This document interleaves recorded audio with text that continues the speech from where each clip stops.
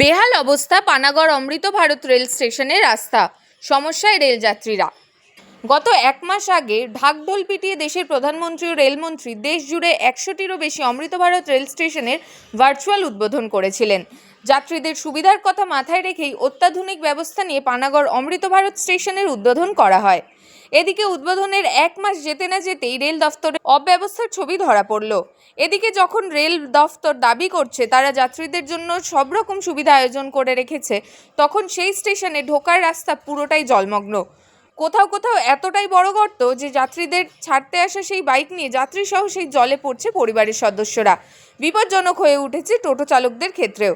স্থানীয় বাসিন্দাদের থেকে যাত্রীদের অভিযোগ, যদি জল পার করে স্টেশনে ঢুকতে হয় তাহলে কিসের এত ব্যবস্থা। গোটা রাস্তা বেহাল হয়ে পড়ে থাকার পাশাপাশি বেশ কয়েক জায়গায় জলাশয় সৃষ্টি হয়ে গিয়েছে। সেই জল নিকাশনের কোনো রকম উদ্যোগ নেই রেল দফতরের বলে অভিযোগ। এটা তো দীর্ঘদিনের সমস্যা। আমি প্রায় সময় দেখছি যে এখানে বড় বড় ট্রাক পার হচ্ছে, তার জন্য খালাকন্দ ভর্তি হয়ে যাচ্ছে। এবং অমৃত ভারত স্টেশন যেমন হয়েছে সেটা সত্যি ঠিক আছে, কিন্তু তার সাথে সাথে যাত্রীদের সুরক্ষাটা দেখা দরকার। আশা করি আপনাদের মাধ্যমে যদি তাদের কাছে খবর পৌঁছয়, তারা নিশ্চয়ই বিষয়টা দেখবেন এবং মানুষ যাতে ভালোভাবে রাস্তা দিয়ে যাতায়াত করতে পারে এবং অমৃত ভারত স্টেশনে তারা যাতে ভালোভাবে পৌঁছতে পারে, তারা নিশ্চয়ই সেটা দেখবে। আপনার নাম?